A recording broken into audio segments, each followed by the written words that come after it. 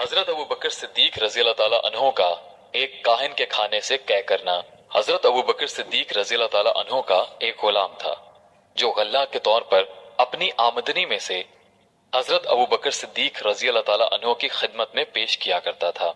एक मर्तबा वो कुछ खाना लाया और हजरत ने उसमें से एक लुकमा नोश फरमा लिया।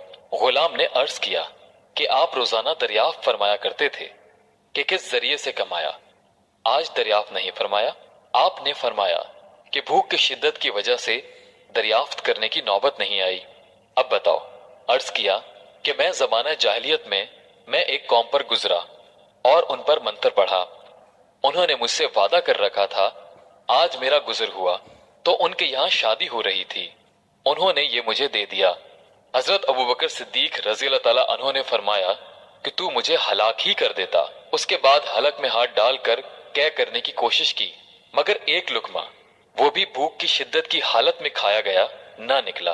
किसी ने अर्ज किया कि पानी से कै हो सकती है। एक बहुत बड़ा प्याला पानी का मंगवाया और पानी पी पी कर कै फरमाते रहे, यहां तक कि वो लुकमा निकाला। किसी ने अर्ज किया कि अल्लाह आप पर रहम फरमाए, ये सारी मुशक्कत इस लुकमे की वजह से बर्दाश्त फरमाई। आपने इरशाद फरमाया कि अगर मेरी जान के साथ भी ये लुकमा ना निकलता तो मैं इसको निकालता। मैंने हुजूर सल्लल्लाहु अलैहि वसल्लम से सुना है कि जो बदन माले हराम से परवरिश पाए आग उसके लिए बेहतर है। मुझे ये डर हुआ कि मेरे बदन का कोई हिस्सा इस लुकमे से परवरिश ना पा जाए। फायदा, हजरत अबू बकर सिद्दीक रज़ी अल्लाह ताला अन्हो को इस किस्म के वाकयात मुतअद्दिद बार पेश आए कि एहतियात मिजाज में ज्यादा थी।